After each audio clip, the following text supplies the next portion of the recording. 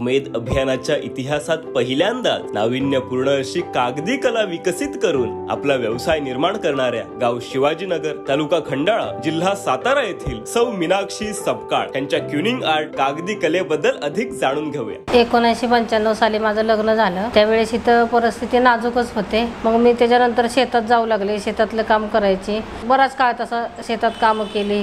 छोटा मुलगा माझा 12वीला होता. शाळेतून ही कला शिकला. घरी आल्यानंतर तो ट्राय करायचा, घरी बनवत बसायचा. तर माझं घरातलं काम झाल्यानंतर मी त्याच्याकडे बघून ते मी बनवायला लागले. बनवता मला सगळं ते थोडं यायला लागलं. तो शाळेला गेला की मी घरी ते बनवत बसायचे. मग ती छान डिझाईन बनवायला लागले. ताईंकडे कला होती, पण कलेला वाव काही मिळत नव्हता. उमेद अभियानाच्या माध्यमातून सौ मीनाक्षी सपकाळ ताईंच्या ह्या नाविन्यपूर्ण कलेला आणि त्यांच्या आयुष्याला नवं उभारी मिळाली. त्याच्यानंतर गावात उमेद अभियान आलं. 2021 मध्ये मनस्वी मॅडम CRP त्यांनी बचत गट हा चालू करून दिला. बचत गट चालू केला तर मनस्वी मॅडमनी पण मला सहकार्य भरपूर केलं.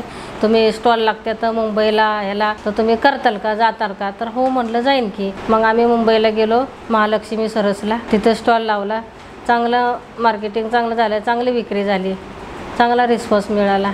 आता ताई विविध प्रकारच्या आणि काळानुरूप आवश्यक असलेल्या कागदी वस्तू बनवून त्यांची विक्री करतात. क्युनिंग आर्टच्या फ्रेम, मंदर आर्टची बनवते, 3D मधली ज्वेलरी बनवते, ज्वेलरी मधले वेगवेगळ्या डिझाईन बनवते.